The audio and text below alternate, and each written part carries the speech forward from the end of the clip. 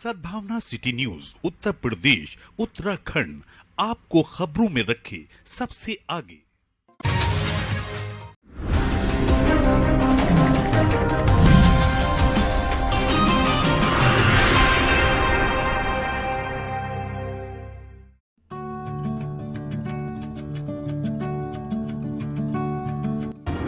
सपा के राष्ट्रीय अध्यक्ष और पूर्व सीएम अखिलेश यादव आज संभल में डॉक्टर शफीकुर रहमान बर्क को श्रद्धांजलि देने पहुंचे।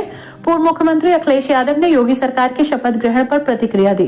उन्होंने कहा कि मंत्री ही रहेंगे, उनको सचिव भी तलाशना है। जब तक सचिव तलाशेंगे तब तक आचार संहिता लग जाएगी। साथ ही उन्होंने भारतीय जनता पार्टी पर प्रहार किया। उन्होंने कहा कि अगर पत्रकार उन्हें वोट देकर चुनाव जितवाने का वादा करे तो पत्रकार को भी मंत्री बना सकते हैं। अखिलेश यादव ने कहा कि बीजेपी 400 सीट जीतने नहीं हारने की तैयारी कर रही है।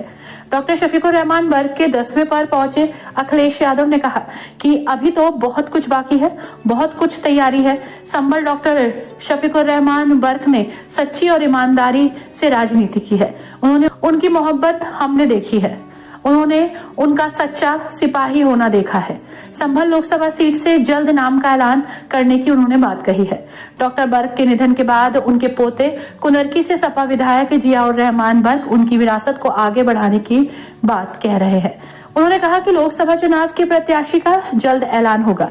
अखिलेश यादव ने कहा कि सबसे बड़ी लड़ाई इस बार देश में होने जा रही है, वो संविधान को बचाने की है। बाबा साहब ने जो संविधान दिया है, सबको बराबर का हक और सम्मान दिया है। सपा मुखिया अखिलेश यादव ने कहा कि पार्टी आपकी भावनाओं को समझती है। डॉक्टर शफीकुर रहमान बर्क की सियासी विरासत को उनका परिवार ही संभालेगा। आप लोग चुनाव की तैयारी करो, कोई कमी नहीं रहने पाए। अखिलेश यादव के इशारे के बाद माना जा रहा है कि बर्क के विधायक पोते जियाउर रहमान बर्क को टिकट मिल सकता है। सपा अध्यक्ष अखिलेश यादव के आगमन की खबर सुनकर पहले से बड़ी संख्या में सपा कार्यकर्ता और पदाधिकारी उनके स्वागत के लिए हेलीपैड पर पहुंचे थे। जैसे ही उनका हेलीकॉप्टर लैंड किया, कार्यकर्ताओं ने गर्मजोशी से उनका स्वागत किया। शफीकुर रहमान बर्क साहब पार्टी के प्रति हमेशा मजबूती के साथ खड़े रहे। उनके ना रहने पर न केवल समाजवादी पार्टी के लोगों को दुख है, बल्कि उनके लाखों लाख साथी, सहयोगी, मददगार, परिवार के लोग बहुत दुखी रहे। इंसान के जीवन में सबसे बड़ी बात है पहचान और सम्मान। उनके ना रहने पर जिस तरीके से जनता ने सम्मान दिया है, ये बहुत कम लोगों को मिलता है सम्मान। जीवन भर जिसने सेवा की हो, मदद की हो, तभी इसी तरह का प्यार मिल सकता है और सम्मान के साथ जनता आ सकती है। वो उस कड़ी और उस पीढ़ी के नेता थे जो कभी कोई बात छिपाते नहीं थे। अपनी राय, अपना सुझाव या अपना तर्क बहुत स्पष्ट रूप से कहते थे। कई मौके आए जब उन्होंने अपने लोगों की बात रखी, हो सकता है कुछ लोगों को ना पसंद आई, लेकिन कम से कम वो ऐसे व्यक्ति थे जो अपने लोगों की बात बहुत सफाई से रखते थे। वो कभी कौन नाराज होगा, कौन क्या सोचेगा, इसके बारे में कम सोचते थे, बल्कि जो बात सही होती थी वो ज्यादा महत्वपूर्ण समझते थे। लोकसभा में मैंने उनको देखा,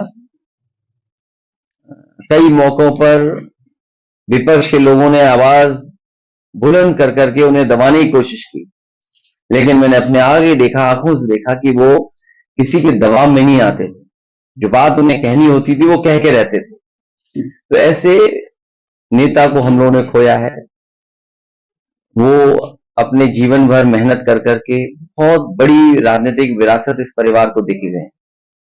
इस परिवार को एक बहुत बड़ी पहचान देके गए, जहां वो कई बार विधायक रहे, सांसद रहे, कई दलों में रहे हों, आखिरी में समाजवादी पार्टी में भी थे, पहले भी समाजवादी पार्टी में थे और दल में भी होके आए, लेकिन जनता के प्रति और जनता से जुड़ाव हमेशा बना के रखा उन्होंने।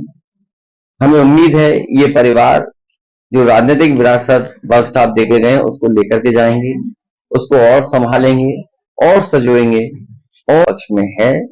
और आने वाले समय में फैसला भी लेंगे पार्टी। क्या उलेमा ने और जनता ने ऐलान किया है कि जियाउर रहमान बर्क को चुनाव लड़ाया जाए, और उन्होंने एक तरफ मैयत रखी थी, दूसरी तरफ वोट डाल रहे थे। इस वफादारी के बाद क्या उनको ये इनाम मिलेगा?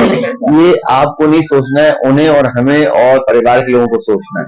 अखिलेश जी, एक अहम सवाल, मुसलमानों ने नेताजी पे भरोसा किया, पार्टी पे भी भरोसा किया, समाजवादी पे, और आप पर भी भरोसा किया। आपके लिए मुसलमानों का प्लान ऑफ एक्शन आगे का क्या है? सबसे बड़ी लड़ाई जो इस बार देश में होने जा रही है वो संविधान को बचाने की है। बाबा साहब भीमराव अम्बेडकर जी ने जो संविधान दिया है वो सबको बराबर का हक देता है, बराबर का सम्मान देता है।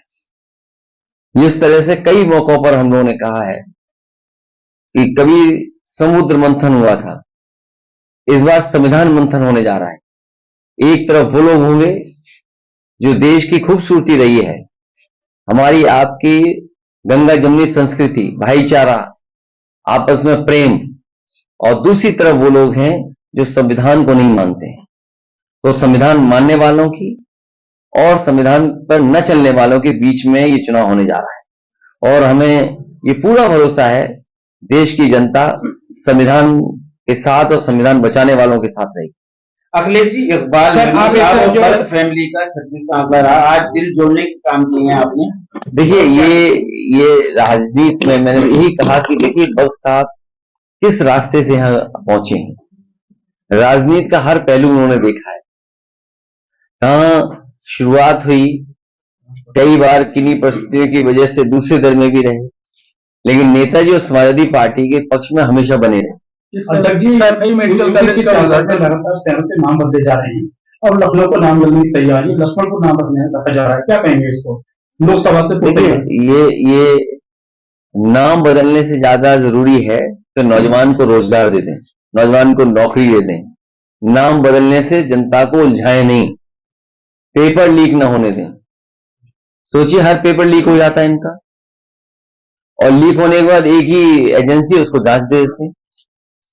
अभी जो हमारा एक पत्रकार साथी मेडिकल कॉलेज के बारे में पूछ रहा था, अभी सुना है कि केवल बिल्डिंग का उद्घाटन करने गए हैं, वो हॉस्पिटल का उद्घाटन नहीं है, वो बिल्डिंग का उद्घाटन है।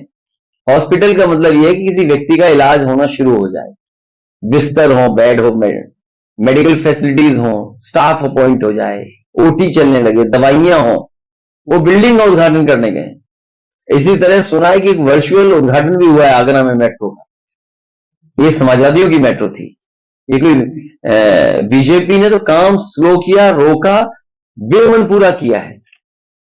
जितना भी आगरा का अलाइनमेंट किस तरफ से किस तरह जाएगी, कहां पर क्या बनेगा, ये पूरा समाजवादियों के सरकार